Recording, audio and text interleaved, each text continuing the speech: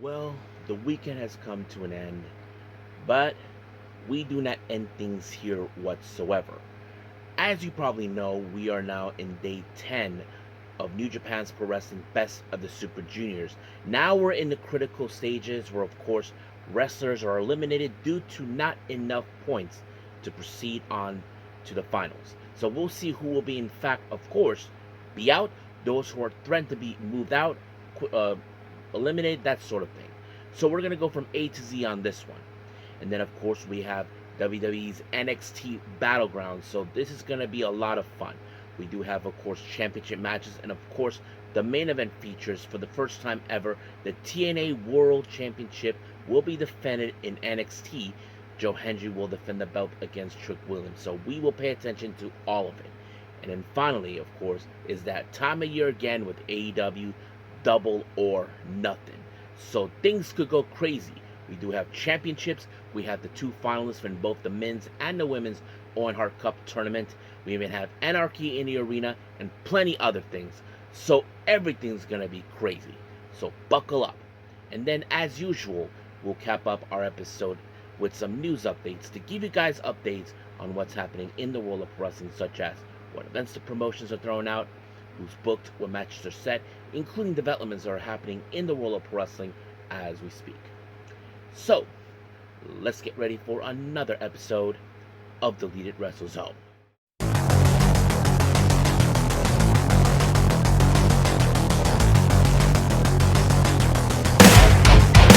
Are you ready?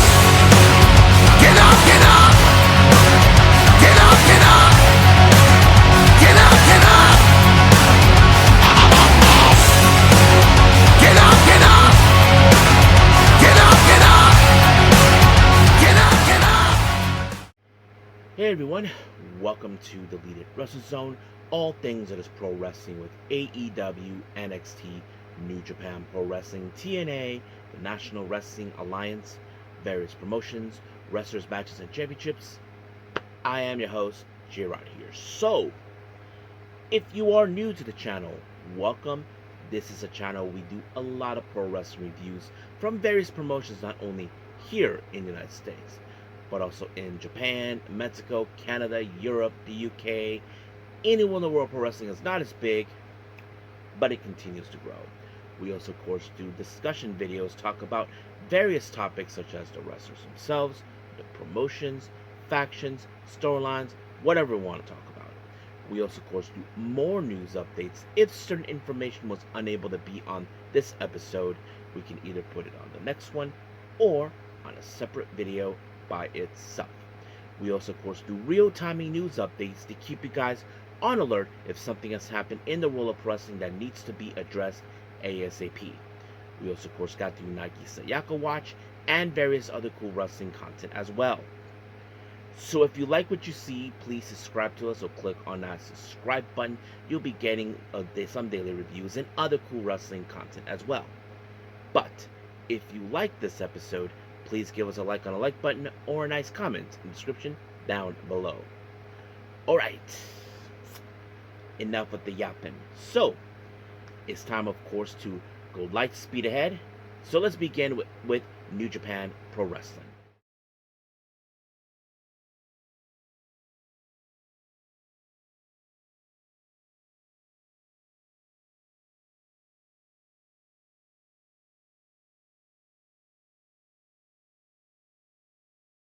Alright, New Japan Pro Wrestling. Best of the Super Juniors. We are now in day 10. Now, keep in mind, boys and girls, this is the critical part of the tournament. Now, keep in mind, you have to have the necessary points to proceed on. So we're now in that critical stages where, of course, there'll be those who did not pass on, of course, to get the necessary points to proceed forward to the finals or whatever. But we will stick close to it as glue, so that way you guys can see what's happening. Now, I'm not sure exactly how this was going to go because certain wrestlers are still either below, below 8 points or maybe more. Those are out, but we'll see how that rolls up. Now, let's begin with our first match, starting with the B block. We have Robbie Eagles versus Ryusuke Taguchi. Now, of course, this is one of those moments where, of course, Robbie Eagles has to win in order to proceed on. So that's one of those stages we have to pay attention. Now, of course, Robbie Eagles, being a fantastic wrestler, has to deal with the guy who likes to show his bare ass. Well, that did not work in this constant, but Robbie Eagles knew this what was at stake, so he hold on as possible. But he was able to pick up the win when he applied, of course, a somewhat version of the Shining Wizard, and just like that, 1, 2, 3, he Reisuke Taguchi is out. Robbie Eagles proceed on. So basically, it went up to 8 points, with, of course, I believe 4 wins and 4 losses, I believe. But yes, Taguchi will have the same, maybe 5 losses and 3 wins. So we'll see where that goes from there. But I'm sure Taguchi's out on this one. Our next match, we have Yoshinobu Kanemaru versus Kushida. Now, of course, when it comes to Kanemaru as a member of House of Losers, he will attempt to cheat. That's always been one of the most things. However, of course, they tried to attack him on backstage, but it backfired, But however, of course, how do I say this? They tried the Misty Whiskey again, but Kanemaru tried to do it, but it failed them big time. And just like that, Kushida picked up the win by pinfall. 1, 2, 3. It was over. He stays alive, and I believe Kanemaru is possibly out of the tournament since he did not proceed on. Now, jump back to B block. We have Titan versus Yo.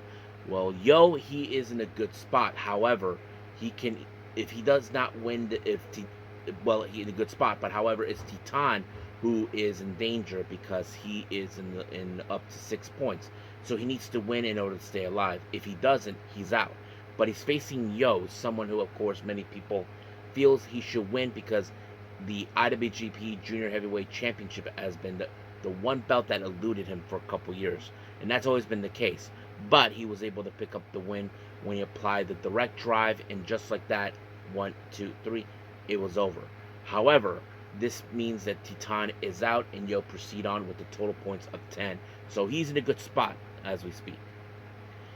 Now, we jump back to A block. We have Dragon Dia versus Robbie X. Now, this is where a critical moment, or of course, as always, these two men were in the position of 6 points each. So whoever wins this match will move on, stay alive in the tournament, while the other is out. So that kind of sets it up right there. I'm not sure if Robbie X was one of those guys that I'm sure that people will love to see continue, but Dragon Dia, a fantastic wrestler from Dragon Gate, well, he was able to pick up the win when he applied an unbelievable Hurricanrana out of nowhere, and just like that, 1, 2, 3, he proceeds with 8 points, and he moves on. Next up, we have B block action. We have Mao versus Nick Wayne. Now, these two men, of course, they're in a good spot. Now, it doesn't matter exactly if they'll be out, but whoever gets the 2 points, well, they're in a good spot at the moment where they'd be completely safe. While the other, well, they're in a critical position. They can still stay on, but they can lose either way moving forward from here on out.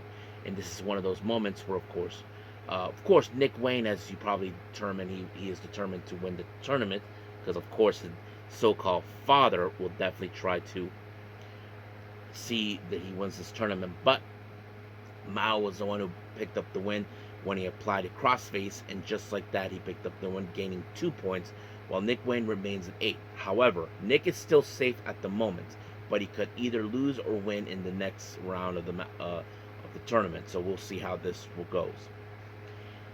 Now we jump back to A block. We have Ninja Mac versus Kosei Fujita. Now, Ninja Mac, in my opinion, he would have been one of my picks to hopefully win the tournament. But however, even if he did win this match, well, there's that critical position that he cannot proceed even further. Kosei Fujita seems like he is. But however, Kosei Fujita, as you know, we saw him from the start of this tournament. He started out strong. He was undefeated, but unfortunately he did.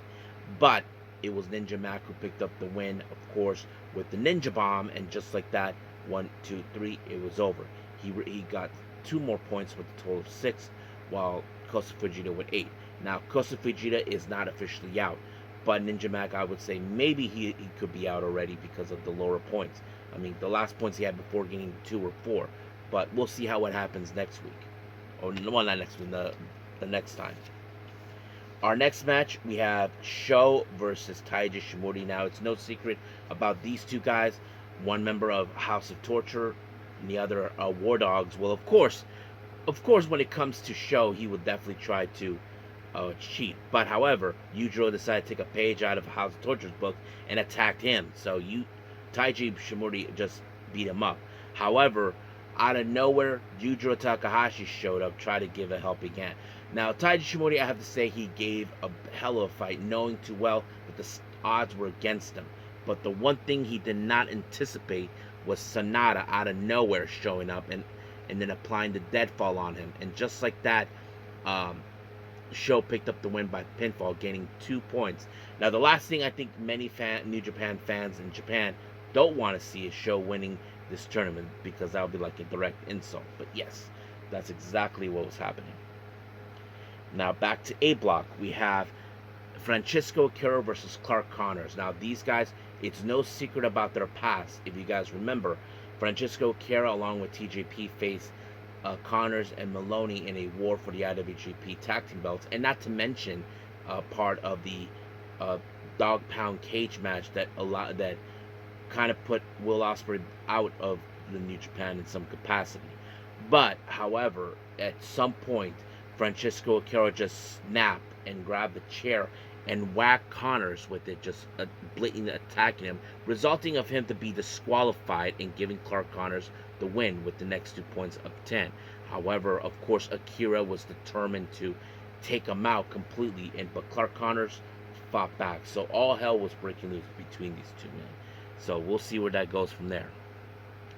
Next up, we have Kevin Knight versus El Desperado. I thought this match was fantastic. I mean, it kind of puts in a position where, of course, Kevin Knight, we probably would love to see him more, but however, he's in that position where he could not pass up to the next, but he's facing against one of the best junior heavyweight competitors, and that was El Desperado. But Despy was able to pick up the win when he applied the Pinchy Loco onto him, and just like that, 1, 2, 3, he gained his next 2 points, and just like that, Kevin Knight most likely will be out. Now, next up, we have our main event in the B block, Hiromu Takahashi versus Master Wato. Awesome match. I wasn't too sure where this is going to be. It seems like there were moments where Wato would have had this match won, but however, it was Hiromu with the time bomb that allowed him to pick up the win and leave with a total points of 10. So these two men are a good spot.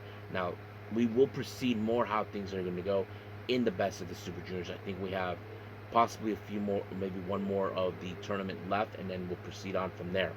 We'll see how things will roll out. Just remember, this tournament ends by June 1st, so stay tuned for more. So right now, we're done with New Japan. Let's move on with NXT Battleground.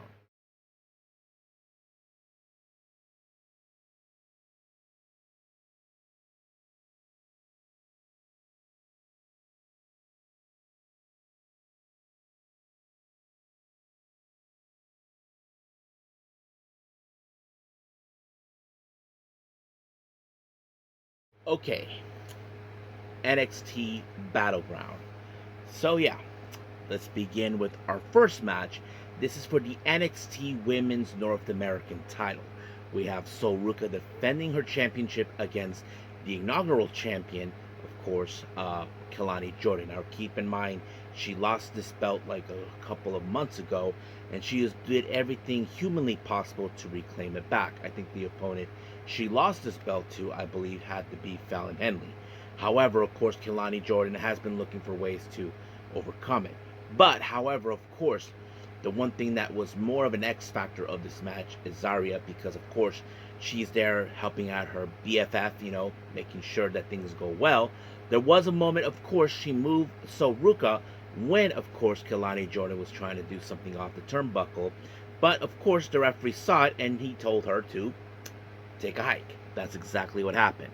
But, however, that did not change anything in some capacity. Now, Kelani Jordan may have viewed this as an opening for her to pick up the win, but it did not. Apparently, a very long distance type of soul snatcher was able to apply, and just like that, 1, 2, 3, Sol Ruka retained the championship.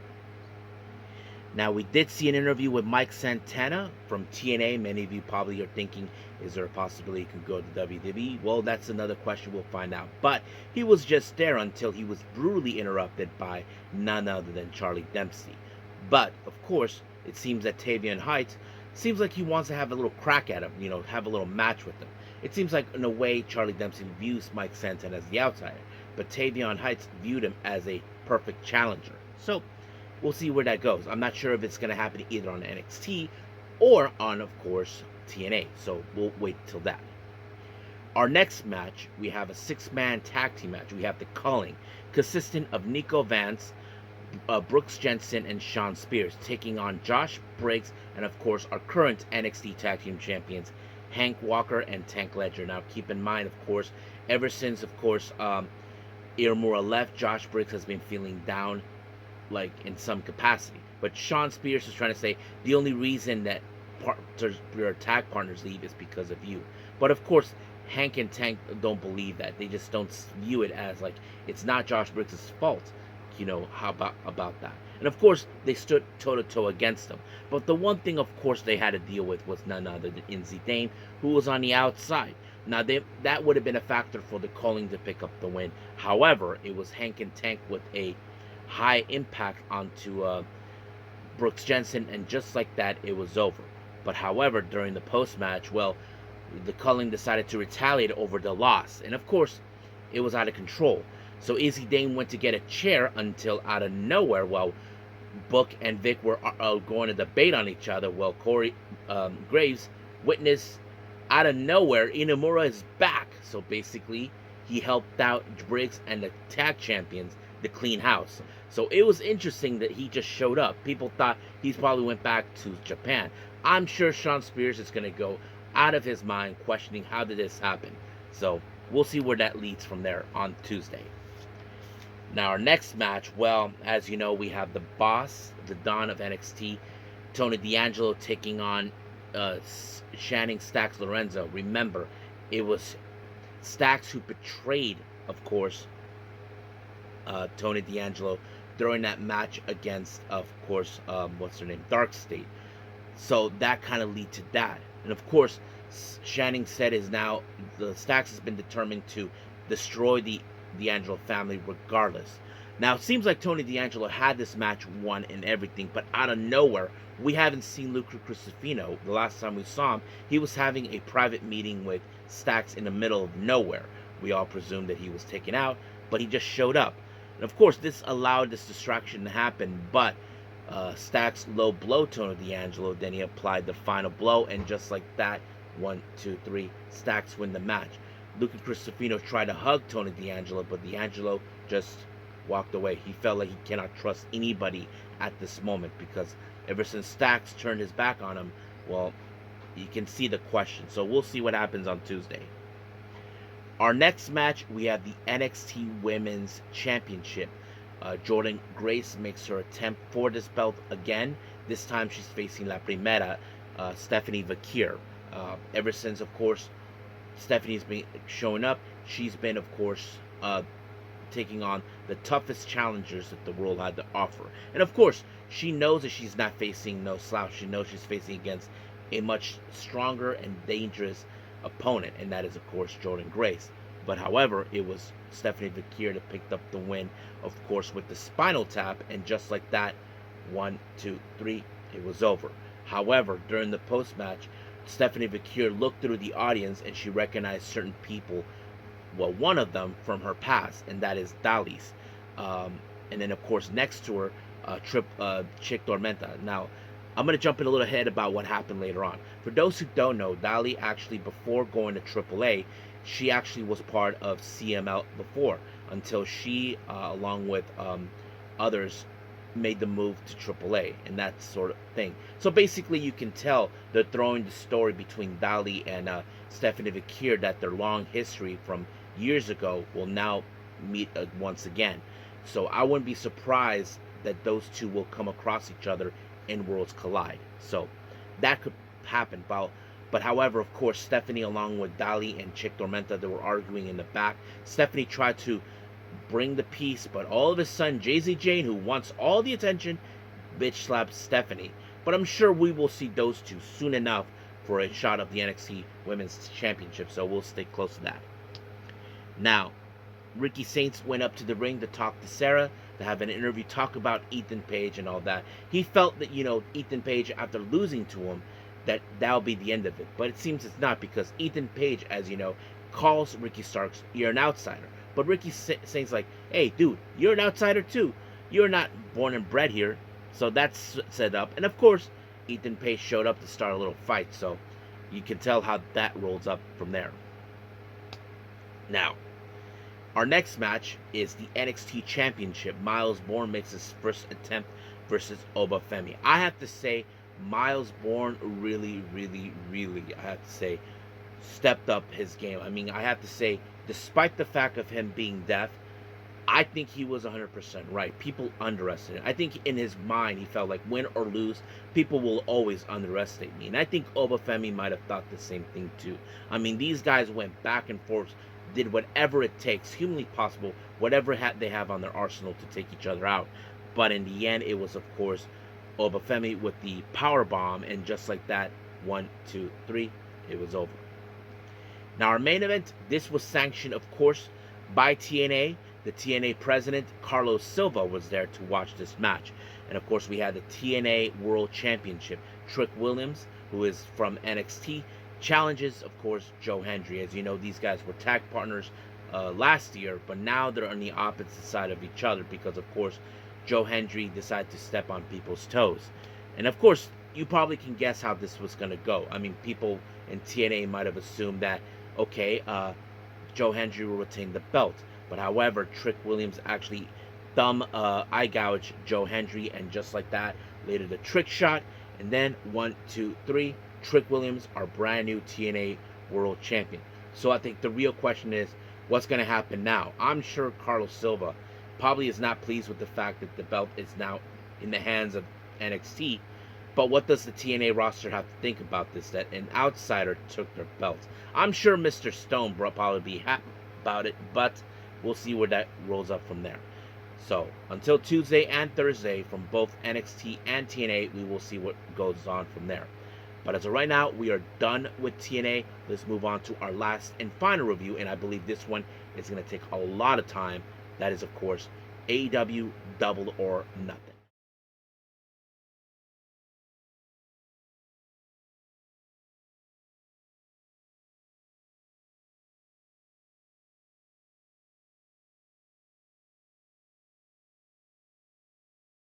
Alrighty then, so our final review, AEW Double or Nothing. So, let's begin with the buy-in matches first. Now, the first of the buy-in, we have Penelope Ford and Megan Bayne taking on Anna Jay and Harley Cameron. Now, of course, ever since Megan Bayne made her debut, she became a force to be reckoned with, not to mention her alliance with Penelope Ford, making them a formidable foe. However, Anna Jay, as you know, was one of the victims from Megan Bayne, and then Harley Cameron decided to help her out. So this became about, okay, who is going to be the dominant group in some ways. But one thing that was interesting in this match was seeing, of course, Harley Cameron shove Penelope Ford's face up to Anna Jay's ass. And of course, you can hear Tessa say, "I see a lot of things in my day, but not this." But however, I think many people might have assumed that this match was going to go definitely to Megan Bayne and Penelope Ford.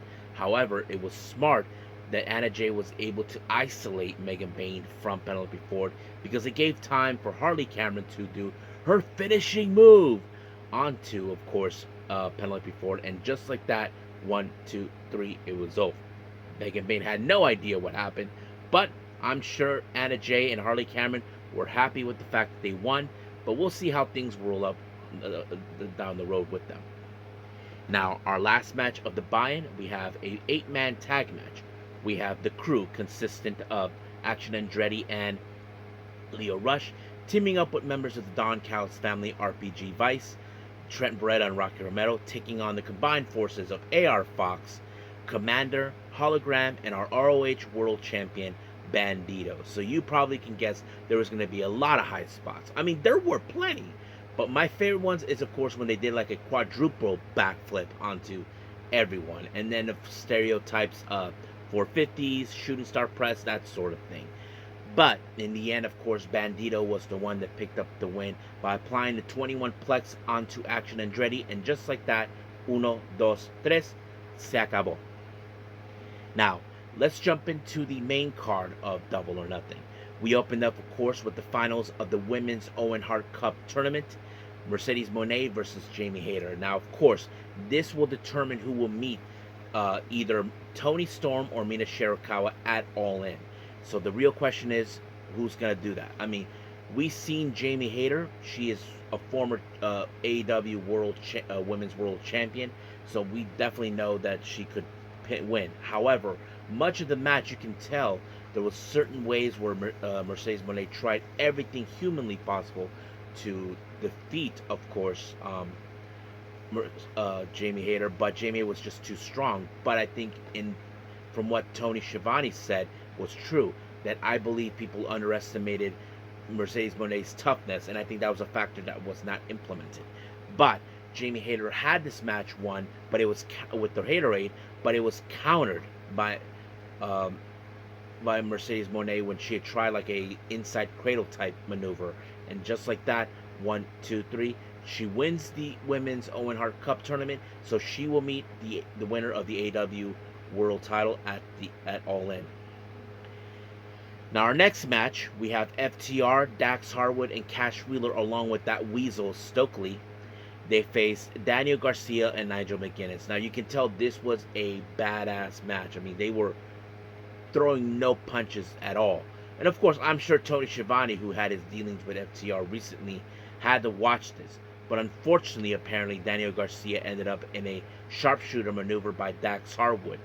But of course, Nigel McGuinness did everything humanly possible to try to get to him, but it was not enough. But Daniel Garcia did not, of course, tap out.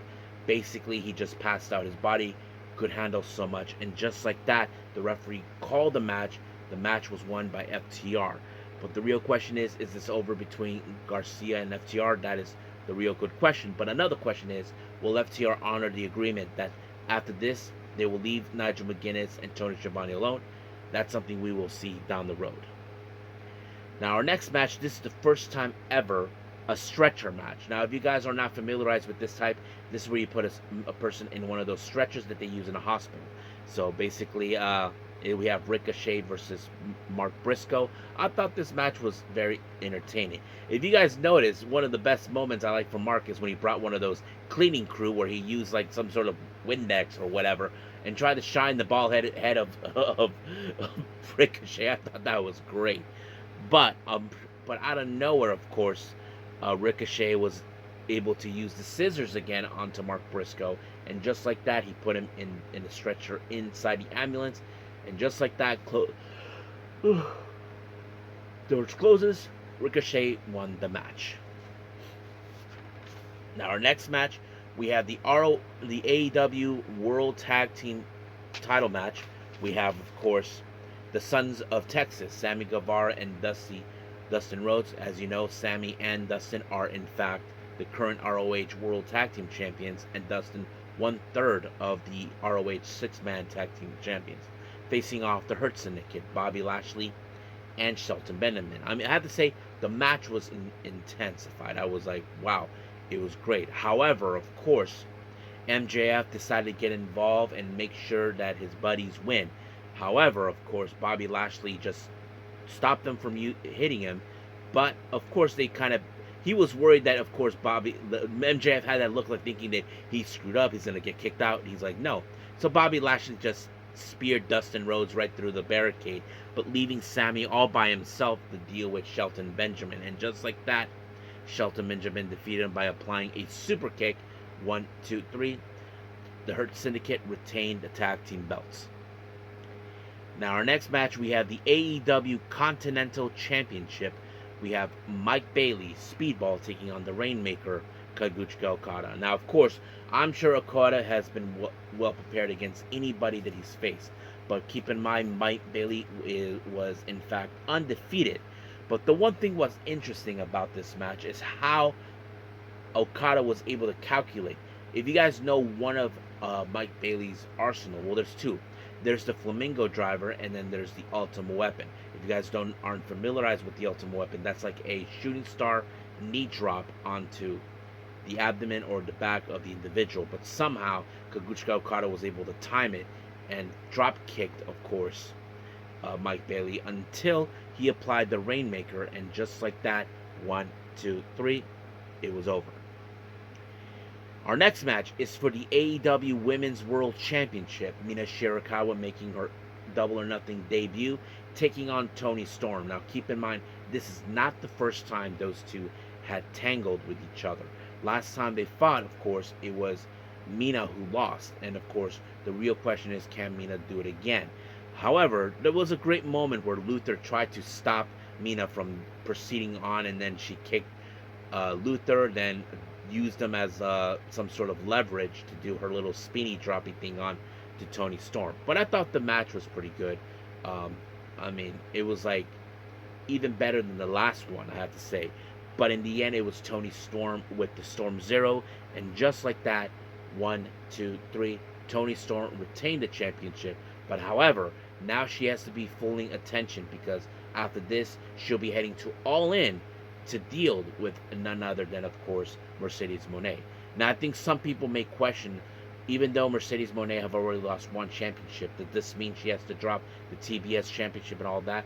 Well, that's something we will have to wait and see as we go, because even though it's guaranteed that she could win and is already in All In, we will see how things will progress from there. But we'll stay close to this. Now, our next match, this one is the annual Anarchy in the Arena match. Now, if you guys are new to the channel and not familiarized with this match, basically is an anything goes match. So basically everybody will be outside the ring doing whatever. And this is more of an AEW versus Death Riders and the EVPs. The EVPs and the Death Riders, as you know, they felt they had to change the ways of AEW, because they felt they have changed its ways. But there are guys who oppose them, such as, of course, Swerve, Willow Nightingale, Kenny, the Ops, that sort of thing. But, however, Joe was nowhere to be found when everything happened, but it was a sneak attack. He attacked, of course, Claudio out of nowhere, and then, of course, all hell broke loose. But the one thing that was funny is, of course, if you guys remember, when they played the final countdown in, I think it was last year, in the Anarchy in the Arena, of course, it was in our arena, of course, Matt Jackson was telling that they were paying $200,000 for this, but Kenny, like, saying, you know, they were playing a song, I'm so excited, that, and later they decided, you know, let's go with this, so they played the song by Drowning Pool, Bodies, like, hit the bodies at the floor, and I thought it felt like a freaking concert, to be honest with you, but it was amazing. But I was like, there was a lot of things that were going on. I mean, crazy stuff. Marina Shafir used a chain and locked up Willow Nightingale on her ear, and that's crazy. It seems like the EVPs and Death Riders had this match won out of nowhere. But Swerve brought out, of course, a forklift, took care of matters. And then, of course, Hook showed up out of nowhere and helped them out and attacked Claudio. But he refuses to participate. I think there's now tensions between him and Joe. We don't know what it is. Maybe because either Joe has not been keeping tabs on him, or disappointed the fact that, of course, Hobbs is now part of the Ops. I don't know. But we'll see where that goes. However, when you thought things were going great for Team AEW, Gabe Kidd showed up out of nowhere and just starting attacking. And then, of course, they were going to take out, who was it? I forgot who they were going to take out. And then Mark Briscoe just showed, they were trying to take out Joe, but Mark Briscoe showed up and did a helping hand. So it kind of went out of nowhere from there. And then, of course, we did see where, of course, the Ops, along with Willow and Mark Briscoe, they decided to put the entire members of the Death Riders inside the ambulance, leaving, of course, the Bucks along with Kenny and Swerve. Now, one thing was interesting. We did see Kenny take Matt Jackson to the staging area, while, of course, Nick was left behind with Swerve. But Nana had a little present. He brought in these shoes that they've been posting out, and they had a special type with thumbtacks. Now, this is what happens.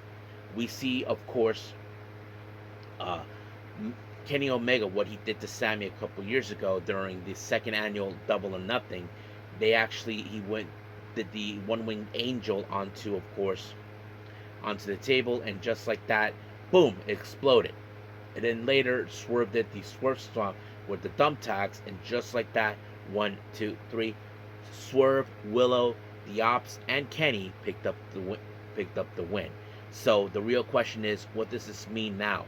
Do the Death Riders, along with the EVPs, break away because they did not win what their goal is to prove they're there to change AEW, to save it from what it is? Well, that is a good question, but we will see how that rolls up from there. Now, our next match, we have the Don Callis family, Konosuke Takeshita, Josh Alexander, and Kyle Fletcher, taking all members of Paragon. Roderick Strong, Kyle O'Reilly, and Adam Cole. Now, of course, when it comes to the Don Callis family, that snake of the grass, Don Callis, is there to, do his usual shenanigans. I mean, one of the days someone has to make him bleed. But, however, I have to say, we did see some great cohesion between both with Paragon, but unfortunately Fletcher was able to pick up the win onto O'Reilly with the Brain Buster, and just like that, it was over.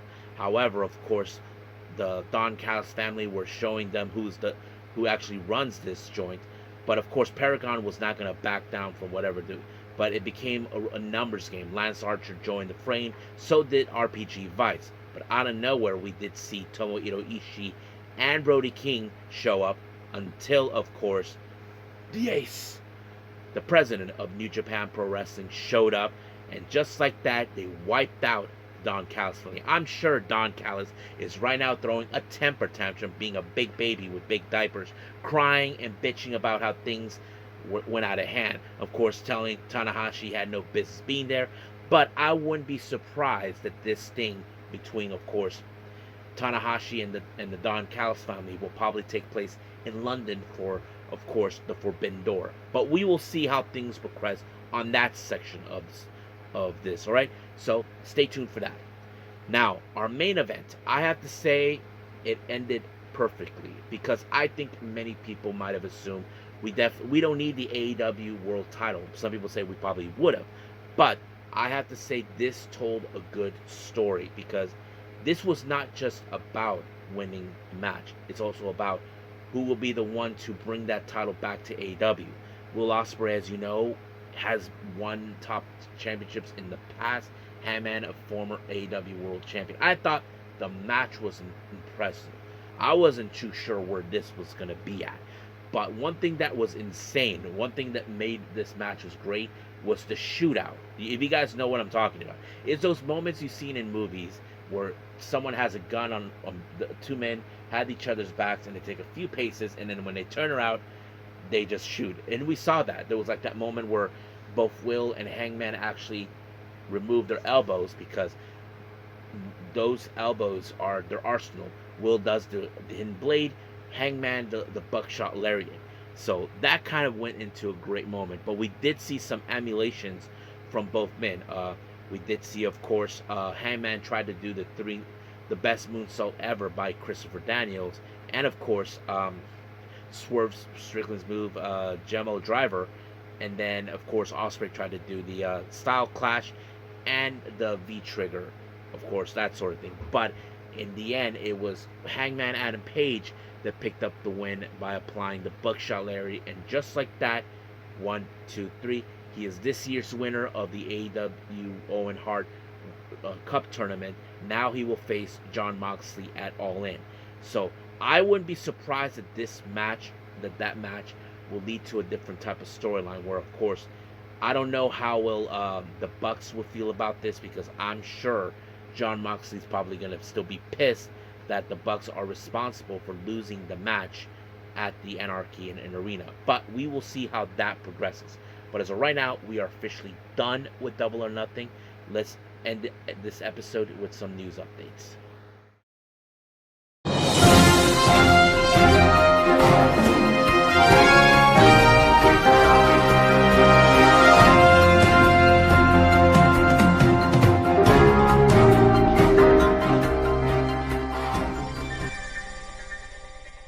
Okay, so let's begin with our news updates as well. So, starting with upcoming events. As you know, we have the collaboration between Prestige Wrestling, West Coast Pro, and Deadlock Pro Wrestling with United. That will take place on June 1st.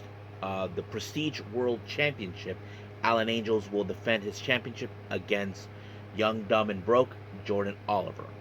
And then we have two updates from GCW from two different events taking place around almost the same time in the month of June. We have Banging in Little Rock on the 20th of June in Little Rock, Arkansas. Jonathan Gresham will take on Gary J. And then 2 days later, on June 22nd in Kansas City, Missouri, for Take a Picture, the GCW Tag Team belts will be defended. Jordan Oliver and Alec Price will defend the belts against Billy Starks and Miyu Yamashita. So that's pretty much it what we have for our upcoming events. Let's talk about certain developments. Beginning with the Fightful Select report, it was reported that Alex Hammerstone was in the backstage of AEW Double or Nothing. Now, it's still unclear what was going on there. There were people that predicted thinking that he might help MJF. I don't know. We know that he is back with MLW, but we don't know if he's back full time. That's one of the things we don't know, but we'll see. Now, Fightful Selects reports that the throat-slashing gestures, if you guys don't know what I'm referring to, I'm talking about when people go like this, like, you know, giving that gesture, it's now totally banned out of TNA. So that is interesting to hear. So I don't know what was the purpose of it. I'm sure we'll hear of it at some point. Now, TKO, which owns WWE or so, has reported that they are moving WrestleMania 42. Originally, we did hear it was going to be in New Orleans, but now it seems that they're moving for Las Vegas in 2026, and I'm sure this will piss off a lot of the New Orleans people because it was being moved. It's not yet 100% confirmed if that's the case. If it is, I feel bad for the people of New Orleans, especially those who look for this like this is their one time, where business is good, that sort of thing. And it's understandable, but yeah. Now, our final update here in our developments, Alex Kane, it was reported that his MLW contract will be up by June 1st. It's still unclear. Now, he did speculate that he hopes either WWE or AEW or possibly TNA could sign him, but if not, then he can do a couple of tours in Japan. So we'll see what happens from there. So I think that's pretty much it what we have for our news updates. So it's time to call it a day. I hope everybody enjoys this episode coming up. I haven't decided yet since it's going to be a Monday, so I might wing it. So stay tuned for that. So like I said, I'm behind on certain things, especially on certain events. I'm behind from the ones that I want to do, so stay tuned for that. But as of right now, we are done. So until then, I will see you guys in the next DWZ time, same DWZ channel. I'm a BOSJ adieu. So goodbye and have a nice day. Bang.